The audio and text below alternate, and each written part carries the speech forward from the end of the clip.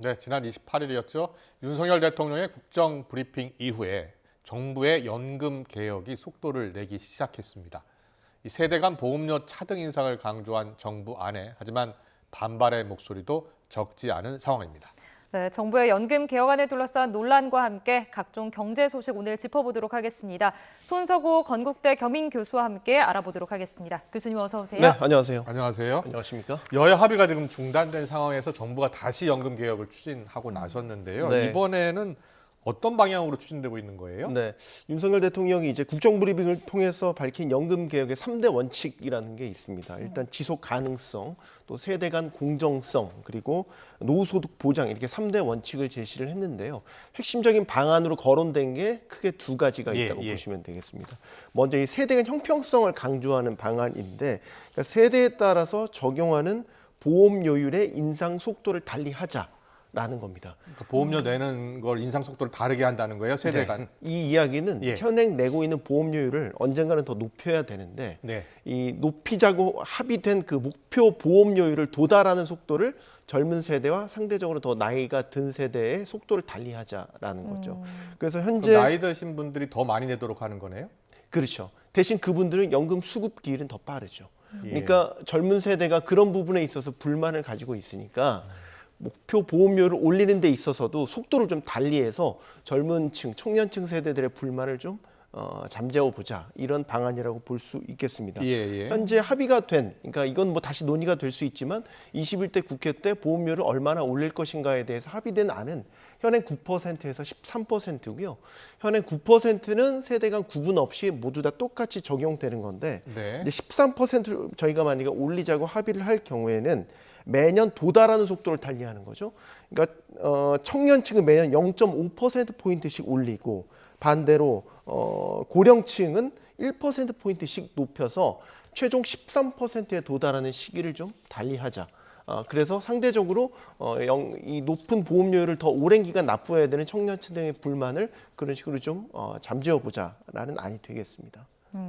지금 윤 대통령이 국정 브리핑 후에 정부의 연금 개혁안을 공개를 했는데 일단 저희가 준비한 영상이 있습니다. 좀 브리핑 내용 먼저 듣고 다시 내용 이어가 보도록 하겠습니다. 네. 가장 오래, 가장 많이 보험료를 내고 연금은 가장 늦게 받는 청년 세대가 수긍할 수 있는 개혁을 추진하겠습니다. 청년 세대와 중장년 세대의 보험료 인상 속도를 차등화할 필요가 있습니다. 자, 저희가 준비한 영상 보고 오셨는데 이 내용을 두고 좀 엇갈린 반응들이 나오고 있습니다. 특히 여당과 시민단체에서 지금 비판하는 내용, 구체적으로 어떤 내용이죠? 네, 연금의 핵심 기능 가운데에는 예를 들면 세대 간 연대에 대한 기능, 그리고 소득 재분배에 대한 기능 같은 것들이 있습니다. 예를 들어 세대 간 연대는 내가 낸 보험료가 나뿐만 아니라 나와 다른 세대의 수급자들의 연금에도 녹아져 있다라는 것이죠. 이 얘기는 반대로 얘기하면 내가 받는 연금에도 내가 내는 보험료율만 있는 게 아니라 다른 세대가 내주는 보험료율도 같이 반영이 돼 있다라는 거죠. 또 소득이 많은 사람이 좀 더 많이 내는 보험료는 소득이 상대적으로 적은 사람들이 내는 보험료를 보완해주는 역할도 합니다. 이건 소득 재분배 기능에 해당되죠. 그런데 만약에 이렇게 세대 간 차등 보험료율을 도입을 하게 되면 이런 세대 간 연대 기능이 깨질 우려가 있다는 점을 전문가들은 지적을 하고 있습니다. 이 얘기는 결국 세대 간의 새로운 갈등의 요소로도 부각될 수 있겠죠. 또 다른 하나는 세대 간 내에서도 갈등이 이뤄질 수 있는 것은 세대 안에서도 예를 들어서 고용 형태 같은 것들에 따라서 각기 다 조건이 다르거든요.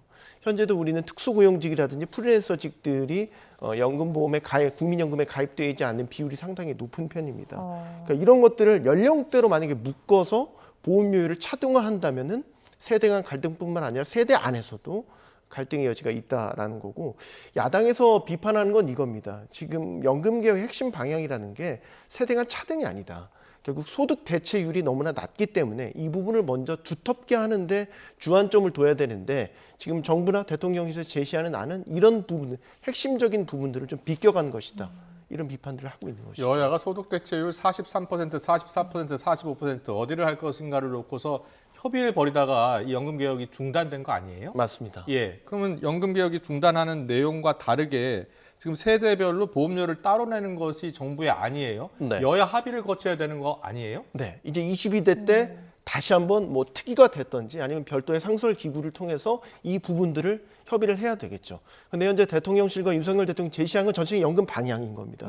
중요한 건 21대 국회 특위에서는 정부안이 구체적으로 나오지 않았었어요. 예. 그냥 그 전해에 23개의 가치 판단이 없는 이런 안이 있을 수 있다는 나열식으로 정부안이 제시가 됐었고 얼마 전에 야당의 이재명 대표가 그 모수개혁에 합의하자라고 안을 제시한 적이 있었죠. 네. 예. 그러나 21대 때는 결국에는 보험 소득 대체율 44%에 결국 여당이 합의해 주지 않으면서 무의로 돌아갔어요. 예. 그러면 이 여야 합의가 어려운데 정부가 추진한다고 해서 여야 합의 결국 국회를 통과해야 되는 거 아니에요? 그렇죠. 예. 법 개정이 필요한 부분이기 때문에 통과를 해야 되는데 관건은 지금 대통령실이 제시한 세 가지 연금 방향에 대해서 일단은 오늘 오후에 이제 이재명 대표와 한동훈 대표가 만날 예정입니다. 예, 이런 예. 부분들까지 놓고 아마 논의가 있을 것으로 보이고요. 네. 결국 그건 22대 국회의 몫으로 돌아갔다. 이렇게 볼 수 있겠습니다. 알겠습니다. 젊은 세대는 일단 환영하는 입장입니까? 어떻습니까? 젊은 세대는 아무래도 보험료율에 대한 부담이 좀 덜기 때문에 예. 환영한다는 입장을 갖고 있기는 하지만 연금 운영에 있어 지속 가능성에 있어서는 여러 이야기들이 나오고 있습니다. 예를 예. 들면 이번에 또 제시한 것 중에 재정 안정화 장치에 대한 이야기들도 있거든요. 네. 이거는 사실 소득 대체율을 그대로 높이지 않은 상태에서 재정 운영에 방점을 놓고 일종의 그 보험료율이라든지 아니면 지급되는 연금 지급액을 조정하겠다라는 것이거든요. 예. 근데 이제 21대 국회 때 특위에서 나왔던 중점안은 소득 대체율을 일단 높이는 겁니다. 네. 근데 그런 부분들이 비껴갔다라는 거죠. 받는 돈을 많이 소득 대체율이라는 게 이제 받는 거 연금 받는 액수를 늘려야 된다는 건데 네. 보험 요구를 많이 내야지 또 많이 받을 수 있는 거 아닌가요? 그렇죠. 1안은 그래서 더 내고 더 받는 안, 2안은 더 내고 그대로 받는 안 이렇게 두 가지 안이 나왔었죠. 예. 그 안을 그 골자로 놓고 이제 여야가 합의를 했었는데 결국 그 소득 대체율에서 합의에 실패를 한 것이죠. 네, 알겠습니다. 그 잠시 좀 언급을 해주셨는데 그 안정화 장치 도입 관련해서 잠깐 아까 언급을 해주셨는데 네. 이것도 지금 굉장히 우려된다라는 비판들이 나오고 있거든요. 예. 어떤 지금 상황인 거예요? 우리한테는 도입하는 게 좀 시기상조다라고 보는 예. 게 우리는 연금 수급액이 너무 적어요. 예. 그래서 연금 수급이 낮기 때문에 노후에 연금으로 소득이 대체되는 비율이 다른 OECD 우리 비교 국가들과 비해서 너무 낮다라는 거죠. 물론 이런 재정 안정화 장치를 도입하는 국가들이 여럿 있습니다. 뭐 일본이라든지 독일이라든지 스웨덴 이런 나라들이 도입을 하는데 우리와 환경이 다른 거죠. 예를 들면 스웨덴 같은 경우는 재정을 기반으로 연금이 운영되는 나라이기도 예. 하고요. 소득 대체율 같은 것도 50%를 넘는 국가들이 많이 있습니다. 그래서 우리와 출발점이 다른데 그 재정 안정화 장치만 도입을 하면 사실 소득 대체에 대한 부분에는 좀 비껴가게 되고 결국 재정을 안정적으로 운영한다고는 하지만 연금의 핵심적인 소득 대체, 노후 보장 이런 것들이 보장되지 않은 상태에서 이런 장치를 도입하는 것은 시기상조다라고 이야기를 하고 있는 것이죠. 네. 최근에 우리나라 65세 이상 그 인구가 월 평균 받는 연금액이 65만 원 수준으로 나왔거든요. 네. 이건 이제 기초연금, 뭐 국민연금, 개인 사적연금 다 포함해서입니다. 근데 65만 원 수준이 얼마나 낮냐면 기초생활보장 생계급여가 62만 원이에요. 그걸 예. 조금 넘는 수준이고요. 65세 이상이 노후에 필요한 최소한의 자금으로 최근에 분석된 게 120만 원 정도거든요. 근데 그거의 절반밖에 안 되는 수준이죠. 그러니까 이런 상황에서 안정화 장치만 도입하는 게 말이 되냐라는 비판이 한쪽에선 나오고 있는 것이죠. 네, 국민연금 개혁안 추진안까지 살펴봤고요. 아파트 집값 넘어가겠습니다. 서울 아파트값이 무서운 속도로 오르고 있다고 하더라고요. 특히 네. 이제 그동안 강남 중심이었는데 강북으로 확산되고 있다면서요. 네. 뭐 사실 어제 오늘의 이야기는 아니고 서울 수도권 지역에서 계속해서 집값이 오르고 있었고 그게 이제 강남 3구를 시작으로 움직였다가 비강남권 지금은 또 서울 전 지역으로 확대되고 있는 그런 추세죠.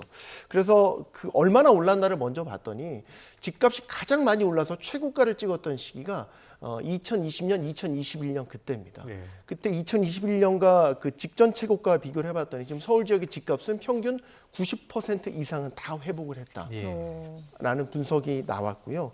그러면 최근에는 서울 지역 안에서도 집값이 아주 높게 잘 활발하게 거래되는 지역이 강남 3구, 이른바 그리고 마용성, 마포, 용산, 성동구 이런 지역이었는데 이런 지역에만 그치는 게 아니라 노도강, 노원구, 도봉구, 강북구 이런 지역으로까지 확산되고 있다라는 겁니다.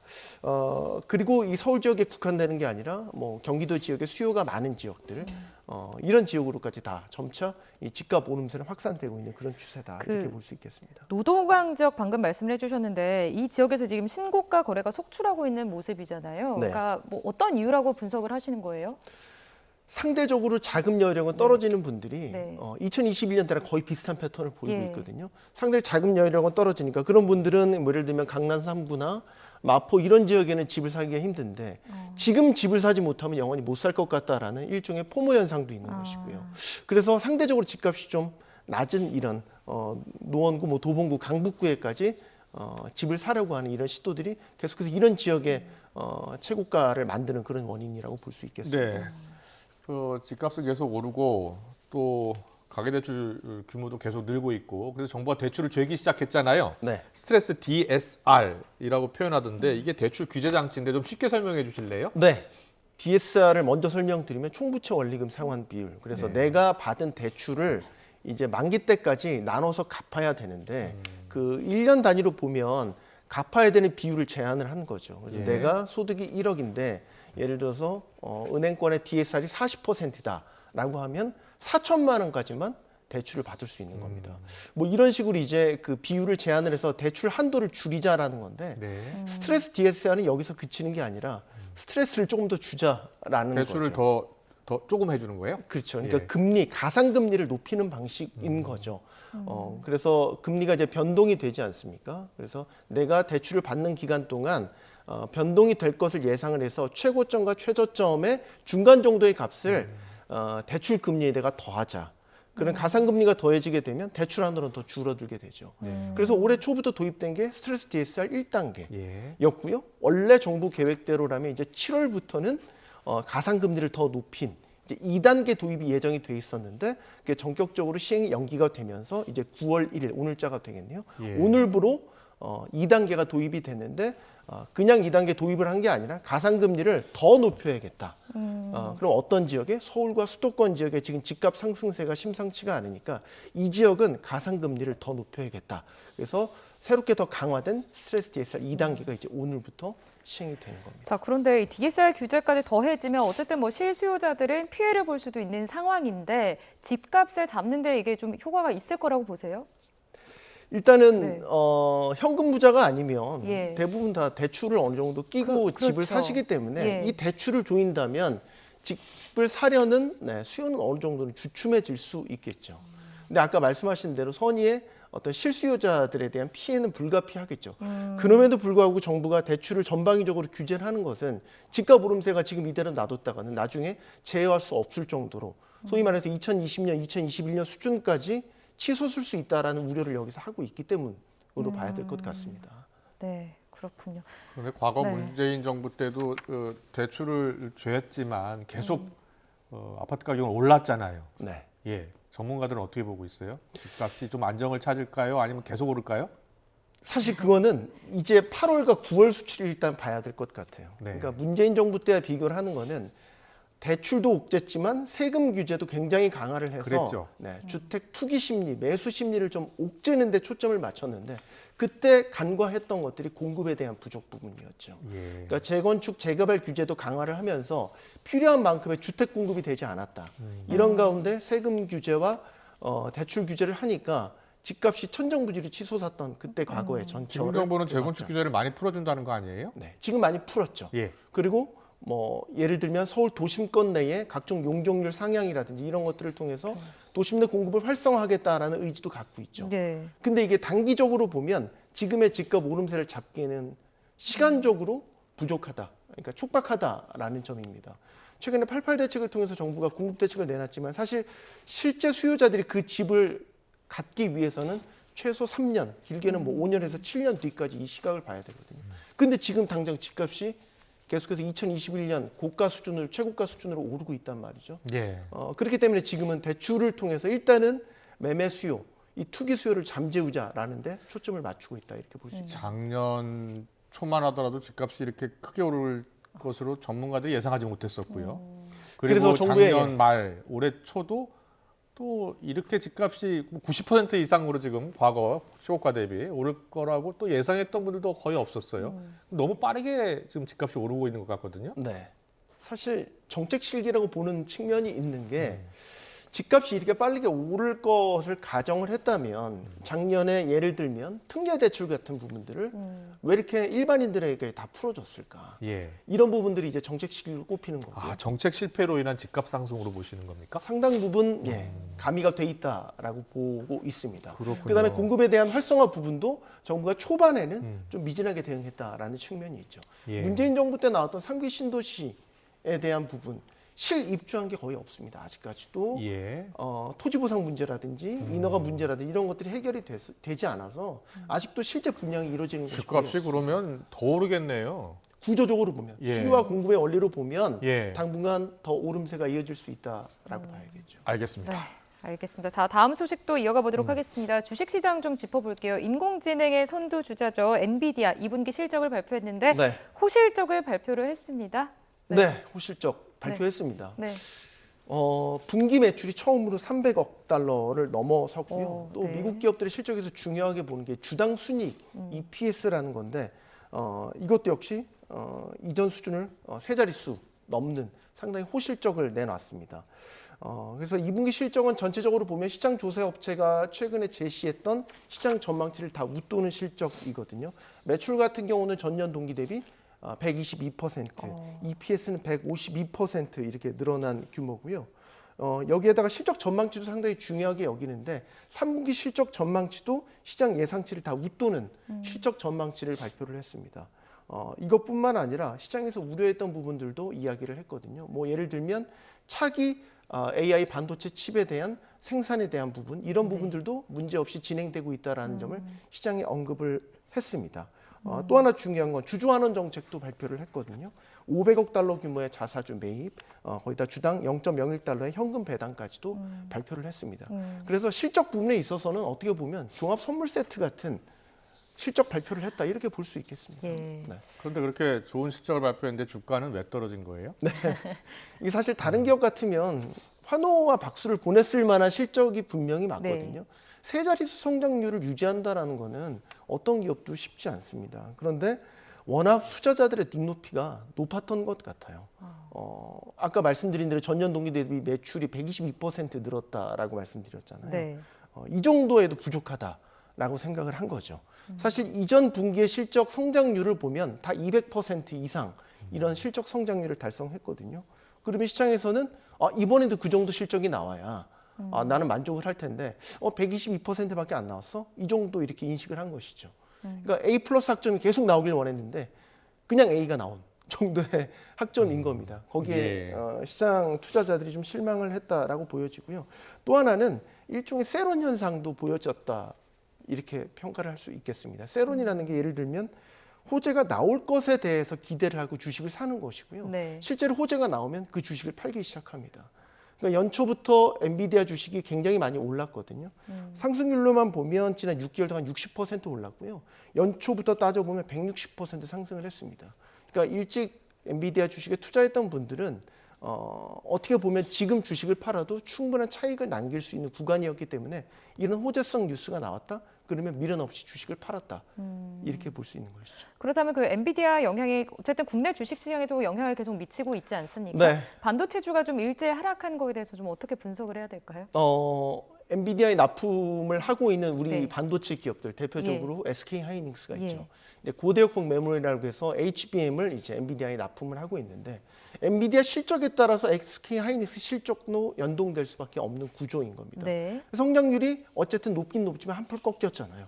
그러니까 하이닉스에 대한 기대치도 그만큼 낮아졌다. 이런 것들이 최근에 뭐 SK 하이닉스를 비롯해서 삼성전자도 마찬가지고요. 우리 반도체 기업들의 어떤 실적 기대치에 대한 어떤 성장세가 꺾인 것 이런 부분들이 이제 주가 조정으로 나타났다고 볼 수 있겠고요. 우리가 이렇게 그 엔비디아 실적이 목을 매게 된 거는 AI 시대에 들어와서 사실 엔비디아 실적이 AI 성장성을 가늠할 수 있는 바로미터 역할을 하고 있기 때문입니다. 지금은 AI 인프라 투자라는 게 데이터 센터에 투자를 하는 것이거든요. 이 데이터 센터에 들어가는 칩들이 거의 80~90%가 엔비디아 칩으로 채워지고 있단 말이죠. 그렇기 때문에 엔비디아 칩이 어느 정도 팔렸냐. 이거는 전체 AI 성장성을 가늠할 수 있는 바로미터다. 그 분기점에서 2분기 실적이 나온 것이고 그 성장세가 조금 꺾이는 모습을 보이니까 바로 주식시장에서 투자자들이 실망감으로 표출을 한 것입니다. 예, 앞으로 전망을 어떻게들 보고 있습니까? 엔비디아의 실적 성장세는 아마 계속해서 우상향할 겁니다. 그리고 AI 인프라에 대한 투자도 계속해서 이루어질 거고요. 다만 눈높이를 낮춰야 된다는 현실적인 분석들이 나오고 있는 것이죠. 언제까지 그러면 세 자릿수 엔비디아 성장을 할 것이냐? 영원할 수는 없거든요. 투자를 하더라도 어느 정도 초기 투자분들이 마무리가 되면 일종의 캐즘이라 그래서 성장성이 이제 정체에 빠지는 구간도 나타나게 될 것이고 예. 그리고 영원히 엔비디아 칩만 쓰는 건 아니거든요. 경쟁 칩들도 이제 계속해서 나온단 말이죠. 이런 부분들을 감안하면 이전처럼 높은 성장률을 기대하기는 어렵겠다. 이렇게 보는 게 타당할 것 같습니다. 삼성전자하고 SK하이닉스 주가 하락 폭을 보니까 엔비디아보다 훨씬 크던데요. 네. 왜 그래요? 우리가 일단은 호재에는 좀 덜 반응하고 그러니까요. 악재에는 더 민감하게 반응하는 최근의 주식시장의 경향을 반영한 것으로 보이고요. 삼성전자 같은 경우는 세계 1위 AI 칩을 납품하고 있는 엔비디아에 납품을 하지 못하고 있습니다. 이런 것들이 좀 마이너스 프리미엄으로 작용하고 있다. 아직 합격하지 못했나 보죠. 네, 공식적으로 파트너사가 되지 못했습니다. 그렇군요. 네, 이런 부분들이 이제 종합적으로 SK하이닉스도 하락폭이 크던데요. 네, SK하이닉스는 엔비디아의 파트너사이긴 하지만 예. 성장률이 꺾이니까 같이 실망감으로 표출이 된 것이고요. 네, 그렇군요. 자, 이제 추석을 좀 얼마 남지 않았죠, 추석이. 추석을 앞두고 지금 명절 물가에 대해서 궁금해하시는 분들 많으실 것 같은데 네. 지난해보다는 올해가 좀 상황이 좋을 것이다라는 예상도 나오고 있거든요. 어떻게 보십니까? 작년에 비해서는 네. 뭐 전체적인 물가 상승률이나 그런 것들이 많이 안정이 됐죠. 이런 가운데 추석을 맞이하고 있는데 우리 보통 추석 앞두면 제수용품, 뭐 식탁 차림 얼마나 될까 이런 것들 기준으로 많이 따지지 않습니까? 네. 최근에 그런 집계 숫자가 나온 게 있어요. 4인 기준 평균 그 제수 비용을 보니까 32만 8,950원. 이게 1년 전보다 1.4% 늘어난 것으로 집계가 됐거든요. 그러니까 뭐 예를 들면 특정 품목들을 제외하면 나머지 다른 품목들은 인상률이 좀 제한적입니다. 어떤 품목들은 떨어진 것도 있고요. 그래서 작년에 비해서 추석 준비 용품에 대한 그 물가 부담은 상대적으로 좀 덜 할 것 같습니다. 핵심적으로 이제 추석 때 되면 햇사과 햇배, 햇과일들 나오잖아요. 작년에 사과 배 가격이 천정부지리 치솟았거든요. 네, 근데 맞아요. 올해 좀 수급이 안정이 됐어요. 그러면서 사과 배 가격이 좀 많이 떨어졌고요. 특히 사과가 많이 떨어졌는데 지난해 5개 기준, 사과 5개 기준 2674원에서 올해는 17,000원대로 이게 떨어졌습니다. 14.5% 하락됐습니다. 근데 이제 문제는 이런 햇과일 같은 것들이 좀 떨어지긴 했지만 외식 물가라든지 아니면 체감 물가에 아주 민감하게 작용할 수 있는 먹거리 물가들은 계속해서 오르고 있다라는 점입니다. 뭐 예를 들면 마트 같은 데서 구매하는 식료품이라든지 이런 외식 메뉴들은 지금 추석을 앞두고 다 뭐 5에서 15%이 정도 다 가격을 지금 올리고 있거든요. 네. 이런 부분들은 좀 상쇄가 되는 부분이라고 볼 수 있겠습니다. 예. 네. 다른 품목들도 이렇게 좀 차별화가 되더라고요. 바나나나 뭐 파인애플에 비해서 사과배가 좀 더 비싸고. 네.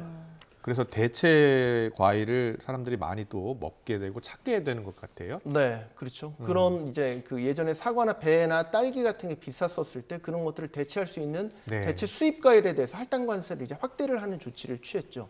그런 것들은 이번 추석 연휴에도 대책 일환으로 나왔습니다. 뭐 예. 예를 들면 뭐 안에 화면에 나오네요. 네. 뭐 바나나, 파인애플, 망고 같은 이런 수입 과일에 대한 할당 관세를 확대를 해서 연말까지 연장하나 보죠? 네, 가격 안정을 좀 꾀하는 조치라고 볼 수 있겠고요. 네. 근데 저는 이제 걱정은 실질 소비율이 계속 떨어지고 있다는 점을 꼭 말씀드리고 싶어요. 아, 예. 그러니까 올해 소비자 물가는 2%대 중반 정도로 안정이 되긴 했지만 실질 소비율이 계속해서 떨어지고 있거든요. 최근에 그 통계청이 발표한 2분기 가계 동향을 보면 예. 우리나라 1인 이상 전국 가계 월 평균 소득이 전년 동기 대비 3.5% 증가를 했어요. 그런데 이거를 실질 물가를 감안한 실질 소득을 따져보면 0.8% 증가하는 데 그쳤거든요. 그리고 이런 가계의 실질 구매력은 지금 작년 상반기부터 계속해서 5분기째 줄어들고 있습니다. 네. 네, 그렇군요. 자, 추석 물가도 좀 짚어봤고 마지막으로 한 가지 내용만 좀 더 짚어보겠습니다. 네. 이 초고가 브랜드로 분류가 되고 있는 6개 수입차의 상반기 판매량이 절반 가까이 뚝 떨어졌다. 네, 이 현상을 지금 어떻게 해석을 해야 됩니까? 연두색 번호판의 효과다. 어. 이렇게 볼 수 있겠습니다. 이게 이제 윤석열 대통령의 대선 공약이었지 않습니까? 예. 특정 가격 이상의 법인차에 대해서는 연두색 번호판을 부착하는 제도를 시행을 했지 않습니까? 네. 이게 지난해부터 시작됐는데 정확히 얘기하면 이제 수입차 그 8천만 원 이상 법인 승용차를 대상으로 이제 연두색 그 번호판을 부착하도록 돼 있습니다. 그러니까 이제 고가 수입차를 예전에 법인 명의로 사던 사람들이 결국에는 이런 연두색 번호판을 좀 붙이기를 꺼려하기 때문에 네. 이 고가의 그 수입차를 법인차로 구매하는 것을 꺼리기 시작했다. 이런 것들이 좀 실제 수입차 구매가 줄어드는 이런 결과로 나타났다고 볼 수 있겠고, 이런 연두색 번호판 부착에 대해서는 시민들 사이에 상당히 호응이 괜찮습니다. 그래서 이거를 8천만 원 정도의 기준을 두지 말고 아예 없애자. 그러니까 모든 수입차 법인차에는 연두색 번호판을 부착하도록 하자. 이런 뭐 의견들도 최근에 나오고 있어서 흥미로운 관전 포인트가 되고 있습니다. 그렇군요. 네. 네. 알겠습니다. 오늘 다양하게 경제 현안 짚어봤는데요. 손석구 교수께서 아주 쉽게 잘 설명해 주신 것 같습니다. 손석구 건국대 겸임교수와 함께했습니다. 잘 들었습니다. 고맙습니다. 고맙습니다.